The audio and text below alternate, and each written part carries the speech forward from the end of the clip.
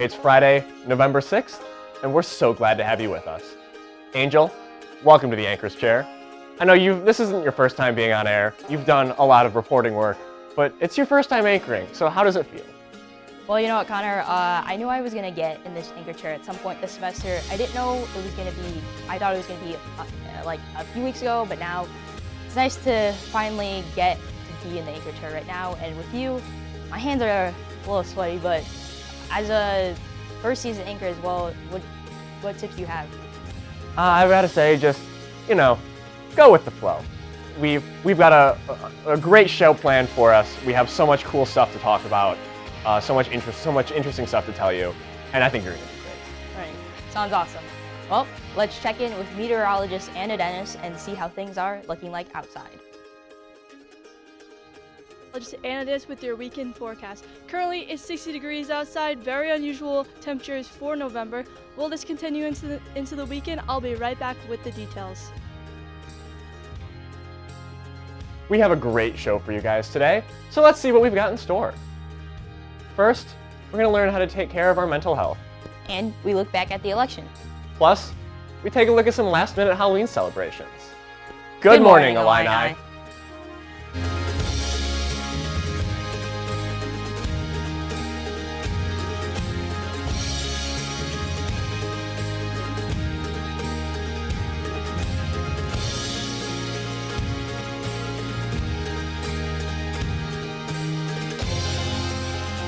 Before we get into the show, I just want to let our viewers know what we'll be talking about may be distressing to some, so feel free to click off and come back in a couple of minutes.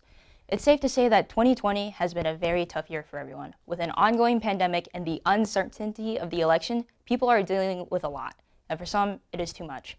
Late last month, one student decided to take their own life. The death sparked outrage online, prompting a vigil to be held in front of alma mater. Let's take a look.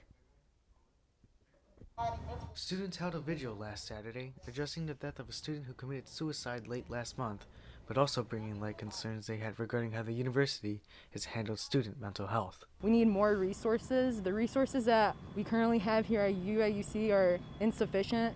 20 counselors isn't enough for 40,000 students, and $20,000 isn't enough to fund resources. Students are also concerned that the university hasn't been properly communicating with students about suicides or suicide awareness. And we are demanding transparency about student suicides.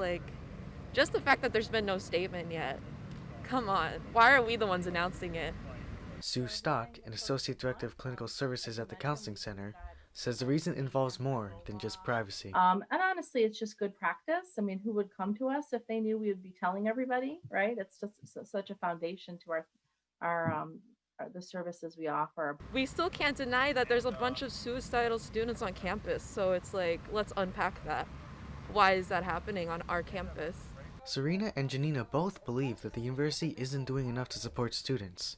Sue disagrees and says that the counseling center faces another issue instead. Sue says that one of the issues that the counseling center faces is the spread of misinformation here, and here. One of the things that does concern me when people have inaccurate information is that if they put that out there, then that might discourage somebody who does need help from getting help. Instead, Sue encourages students to get involved to help make decisions. To that extent, some may agree with her. This is something that all students can get behind. This is all students struggle with. At the same time, Sue agrees that the counseling center can do better and welcomes feedback. And truthfully, if students have ideas about how we could be better marketing or getting our information out there, we would be more than happy to hear that. In Champaign, I'm Jose Zepeda. Good morning, Illini. And we would like to take a moment to remind everyone watching that if you are or anyone you know is struggling, you're not alone. The National Suicide Prevention Lifeline is available at 1-800-273-8255. Their website also provides resources on different scenarios that people might be struggling with. Champaign County also has a crisis line number, and they can be reached at 217-359-4141. Sometimes it may feel like there isn't anything that you can do for your mental health. But in reality, there are so many different resources. Joining us now is Carrie Offenstein, a community outreach coordinator for the Two Roads Wellness Clinic here in Champaign. Carrie, we're so glad to have you with us today. I'm so glad to be here. Thank you for inviting us on. So, just to start off, can you tell us a little bit about the Two Roads Wellness Clinic and what you guys do? Yeah, absolutely. So Two Roads Wellness Clinic is very unique in terms of a mental health clinic. It has, we have nurse practitioners, a medical team, we have a nutrition team, we have many therapists, we have emotional support animals. We conduct something called gene site testing that actually helps take a lot of the guesswork out of antidepressants and prescribing of psychotropic medication. So we have a ton of different services, and we have a location in Danville and one that's in the southwest corner of Champaign at the crossing. But we also just opened a location that is directly next to campus on University Avenue. So we're really hoping that this will give students some place that they can go for long-term, low-cost counseling. Well, that's great. Knowing that, what are some ways that students can de-stress while being safe during the pandemic? I didn't quite hear your question. How can students de-stress while, what did you say? How can students stay safe and de-stress during this pandemic? Yeah, absolutely. So, I mean, like you guys pointed out, there is just a huge uptick in mental health struggles right now, and that's really it's across age groups, across the nation. But there are also a lot of suicides that are going on because people really genuinely feel pretty hopeless right now, and I think that it's understandable to feel hopeless because we're, constantly bombarded with a lot of negative information and also a lot of confusing information, and so it can be easy to kind of lose track of is there a future to look forward to and things like that. So I really just want to stress that first and foremost, if you're struggling, you are absolutely not alone. I mean, there are so many people struggling right now. And secondly, it isn't your fault. If you're struggling with your mental health right now, it's very understandable. It's because we're going through something that none of us have been through before. And so I always tell people that the first step is validating yourself, telling yourself that you aren't actually feeling bad, or that, even worse, that you shouldn't feel bad isn't helpful. So now, what should a student do if they feel like they're really struggling with their mental health?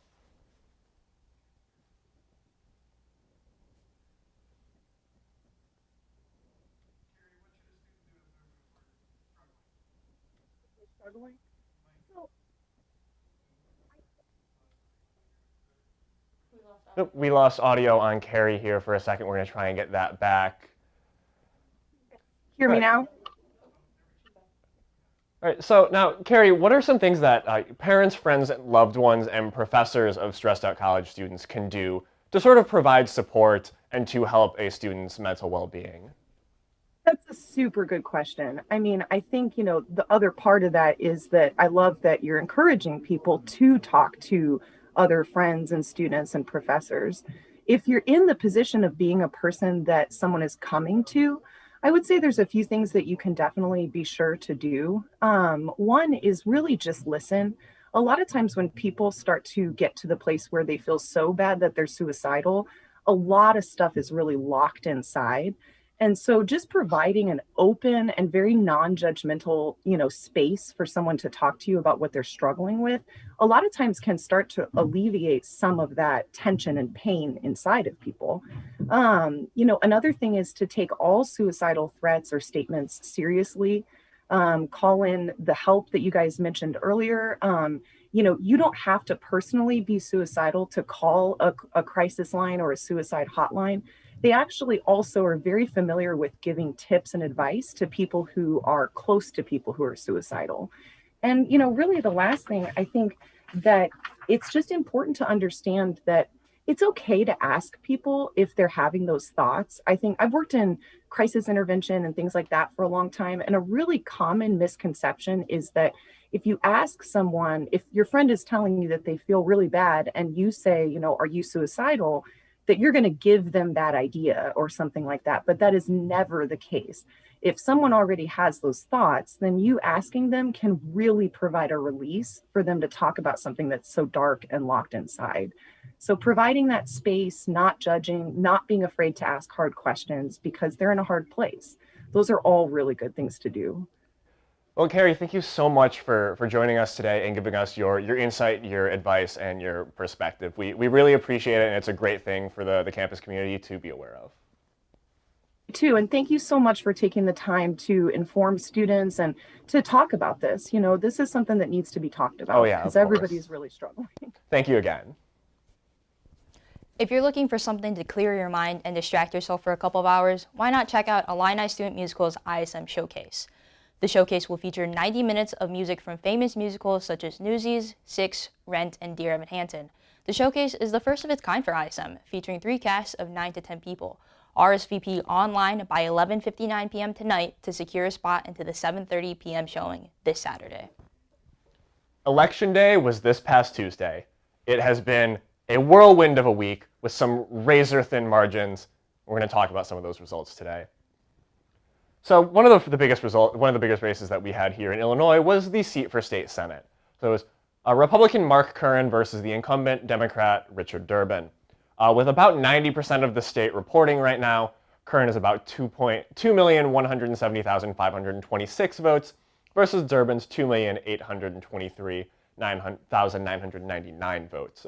Obviously, those are still coming in, but that margin is more or less news sources we're calling this for Richard Durbin. Another important election here in the state was, especially for this community, was the 13th Congressional District. Was Rodney Davis versus Betsy Dirksen Londrigan. Davis, the incumbent, got 175,883 votes with 99% of the precinct reporting. Some people were expecting that there was going to be more votes for Londrigan, but there's also some speculation here that since students at the University of Illinois and at Illinois State University weren't voting from the 13th district, and rather voting at home, that skewed those numbers a little bit. But it's looking like Davis is going to be in that seat again. Moving on to the presidential race, that's what everyone is talking about right now. Just this morning, we had some news all across the board. Just yesterday, Georgia, Joe Biden took the lead in votes in Georgia. And just this morning, about an hour and a half ago, it was announced that Biden is taking the lead in Pennsylvania. Those are 2 incredibly important states for this race. Biden is also ahead in Arizona and currently ahead in Nevada. Looking at the projected electoral votes right now, Biden is at 264 projected votes, while Trump is at 214 electoral votes. If Biden gets those 4 states, that puts him very clearly ahead and will very likely make him the next president of the United States. And while we are able to successfully call that and still have some speculation around that one, Good Morning Illini contributor, Joanna Ramo, went around campus and got some student reactions to the election. Let's take a look. Ballot from my Cook County at home, so I had that shipped out here and then I mailed it back. I actually did the tracking on it, so I made sure that I could see that it went through and that they processed it. So hopefully that makes somewhat of a difference. I got a mail-in ballot at home and then just mailed it in about a month ago. Yeah, I went to the ARC, I voted here. I don't know, I guess personally faced many problems about votes not being counted or heard about anything locally here. I know like in some cities like I guess California and LA, I've heard about like votes being burned and stuff like that, but I haven't heard anything about I have no reason to suspect that my vote's not being counted. I was an election judge in the last election, and I think it's an interesting system for sure, and I think that maybe just a little more transparency was great for everybody, but I have confidence for sure.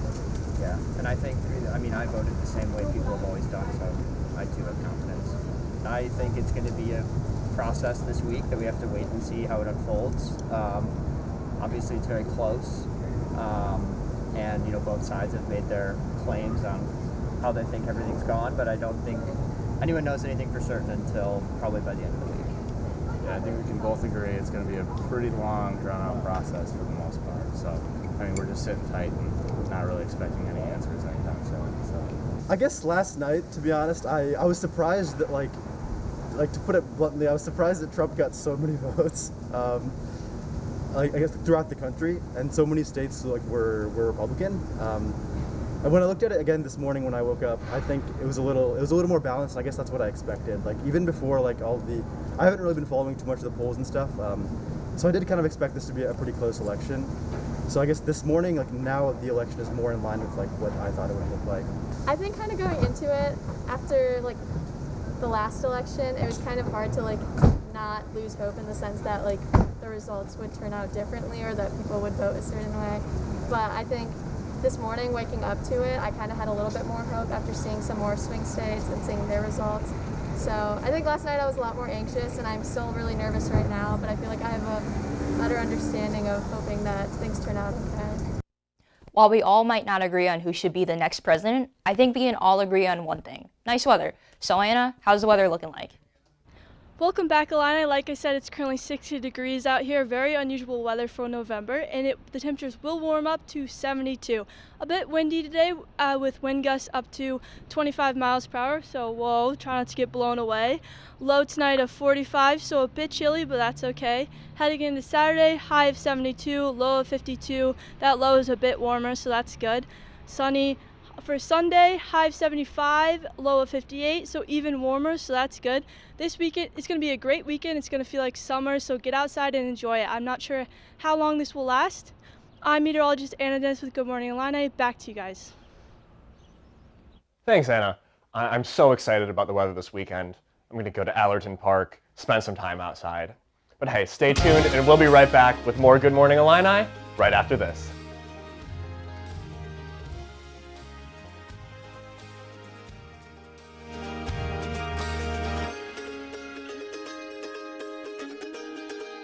Why should young people care about the spread of coronavirus? Well, we know that people with underlying medical conditions over the age of 60 are at highest risk, but they've got to get it from somebody. So we're asking everyone to be selfless for others so that we can protect those who are most susceptible. Not going to bars, not going to restaurants. It all just means physical separation so that you have a space between you and others. For more information on how you can social distance, please go to coronavirus.gov. Yo, Scott. Hey. I'm heading out, man. You want to ride? No, I got my car, but I actually really need to go to the bathroom. Oh, you know what? I was just in there. The line is like 10 people long. You know, I think I'll just...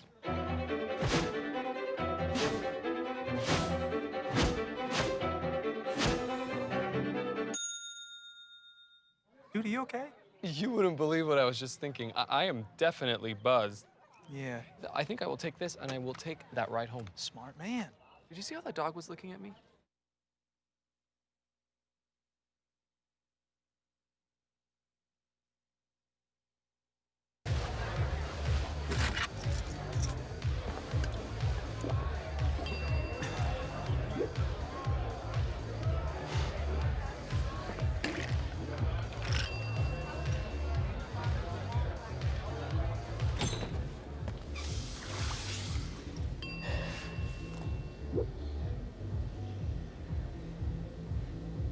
If you need to do something to feel okay to drive, you're not okay to drive.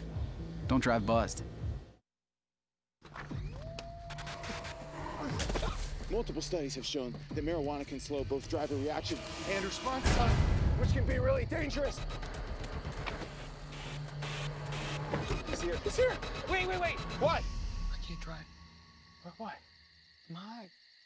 Oh.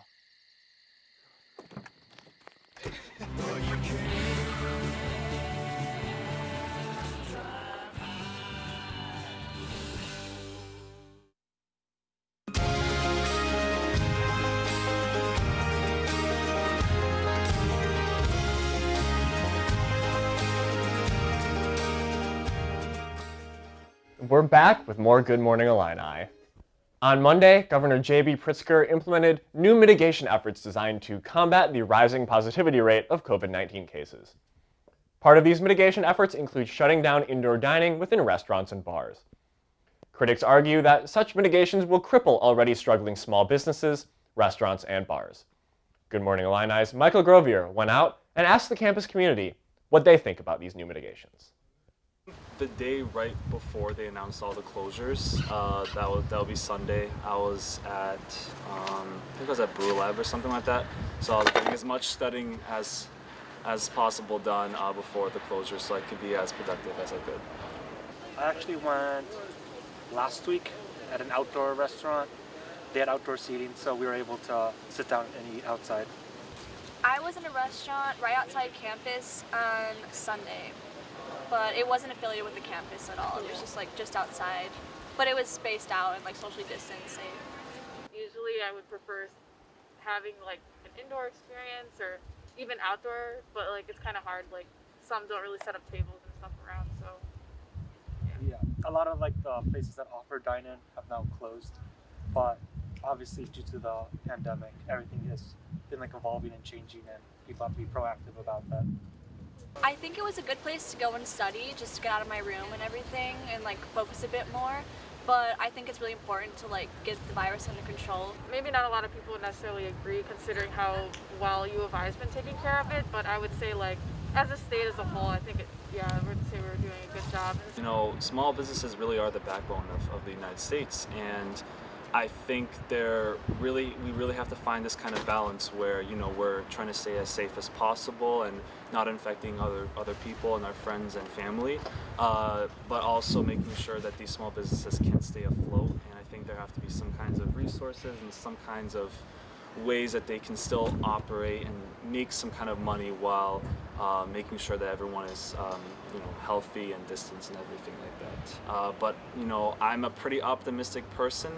I think that as long as we do our part, you know, we can come out of this pandemic and out of this situation better and stronger, and hopefully we can go back to some kind of form of normal where we're able to become sustainable. At one point, Blaze Pizza was the last restaurant standing in the Illini Union basement, but it too has fallen. Following the mitigation efforts, the Illini Union made the announcement that Blaze Pizza will be joining the long list of restaurants keeping their doors closed for the rest of the semester. But don't worry, all the restaurants are scheduled to be reopened again for the spring semester. Currently, all that stands in the Illini Union is the Starbucks located in the Courtyard Cafe.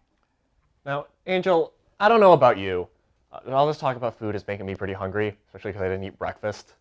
The only thing I have at home is Halloween candy, so that's probably not the best meal for me to be eating, but, you know, whatever. I've got a bag of Reese's and I'm going to eat all of it. Speaking of Halloween, just because the actual holiday is past doesn't mean the celebrations are over. The Illini Union has put up a Day of the Dead mural, where anyone can put photos of loved ones and pay respect to those in the afterlife. Day of the Dead is a Mexican holiday where family, friends, and loved ones gather together and remember those who have passed. Traditionally, people leave the possessions and favorite foods of the departed to honor them. Now, I'm sure that everyone's Halloween plans this year were not what anyone expected, but all that means is that there were opportunities to think outside the box. Good Morning Illini's Annie Mugg shows us how some students and teachers went out of their way to make some creative Halloween plans. Champaign-Urbana is celebrating Halloween a little different this year. Unlike past years, social events run the risk of further spreading COVID-19. However, the community has been able to keep up its Halloween traditions.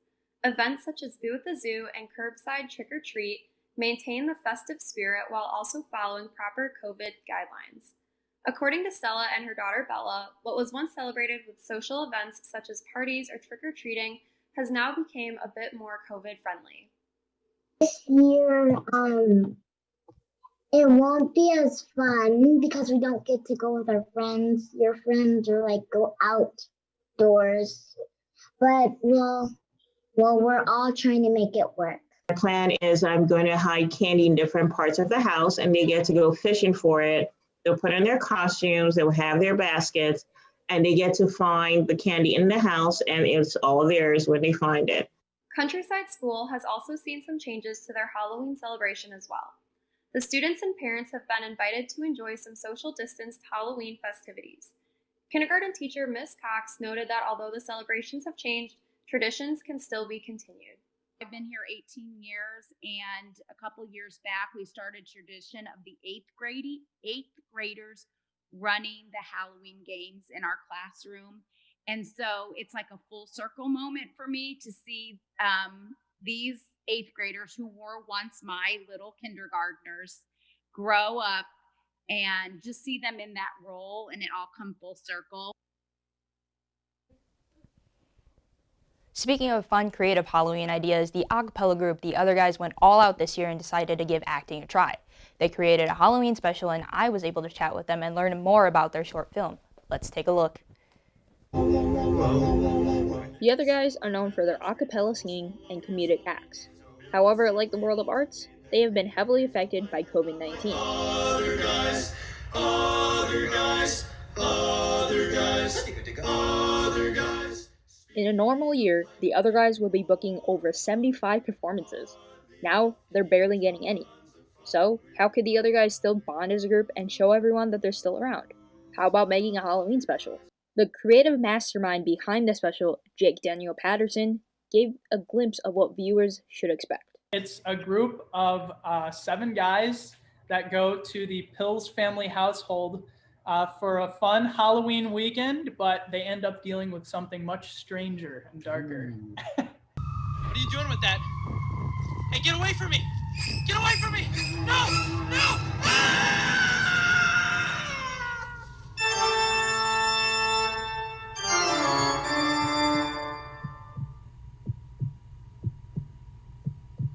For the special, the other guys put aside their vocal cords in favor of their acting chops. However, acting and performing isn't something foreign to them. It's awesome because I think a lot of us in the group, one way or another, kind of have a background in some kind of performing. I know I did theater in high school. He did. Some of the other guys did speech team, like debate team, stuff like that. Pills said that one of his favorite moments throughout the special was a small hint dropped in every scene leading up to the end. For Patterson, he says that any scenes filmed on the staircase were fun to record, as there were many jokes going back and forth with each other. Yeah, this meatloaf is seriously dry. One scene that the other guys will probably say is their favorite is the one with new member Jonathan Kaplan, as he couldn't get his line right. It was a challenging line to say, but it took him so many tries and so many takes, and it was just funny for all of us being there. With COVID-19 still around, the other guys are looking towards a future in-person socially distant concert and a Christmas special. So, be on the lookout for that. I mean, it's a good thing we got him. I absolutely love cheesy, scary movies and comedy and everything having to do with short films and production. I'm a filmmaker myself, so I definitely have to go watch these guys' Halloween special. It seems like it's going to be pretty entertaining. Angel, what are your thoughts on scary movies? For me, I'm a little bit more of a classic, so probably those Disney Halloween movies like Hocus Pocus and Halloween Town are absolute best choices to watch on Halloween. I have not seen Halloween Town in so many years. One of my good friends is always talking about it because it's one of his favorite Halloween movies. I should revisit it. Is that what you did on Halloween? Did you watch Hocus Pocus and Halloween Town? I didn't watch Hocus Pocus, the full movie, but I actually did sit down and watch movie commentary, so like comedic movie commentary, just like absolutely making fun or like making jokes about the movies. So that was pretty much my Halloween. I don't know about yours. Sounds like a good Halloween. Yeah, mine was pretty uneventful. I hung out with my roommates and we watched a James Bond movie to honor the late Sean Connery, who passed away on Saturday. The original James Bond, the only James Bond that's important. He was such an icon of cinema, and we need to celebrate his life and career on the silver screen. I don't know if you like his work, but you should definitely go back and rewatch it to remember the man. Well, Jose is a huge James Bond fan, but ironically enough, no matter how many times he tells me to watch movie after movie, I don't think I've ever watched a James Bond movie ever. If you're gonna go watch James Bond, you got to start with Skyfall. Don't start with the older ones. You sort of have to get into James Bond first. And Daniel Craig, the most recent James Bond, he does a fantastic job, and he makes the series really accessible to new fans. So hey, there's your weekend plans. Well, that's about all the time we have for the show this week. But don't worry, we'll be back here at the same time, same place, next Friday. Be sure to give us a follow on Instagram, Twitter, and like us on Facebook. And be sure to head on over to our website for more of our content, ui7live.com/WP. I'm Connor Seco. And I'm Angel Cortez. Have a good morning, Illini.